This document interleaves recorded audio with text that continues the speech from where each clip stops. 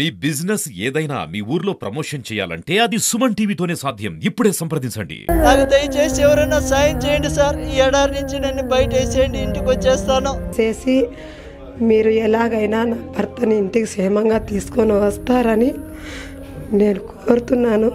మా నాన్న తెచ్చిస్తే మీకు కూడా సాయం ఎవరైనా చేస్తారు. మా నాన్న మాకు సాయం చేసే ఇంకా వారు మీకు ఎవరైనా సాయం చేస్తారు.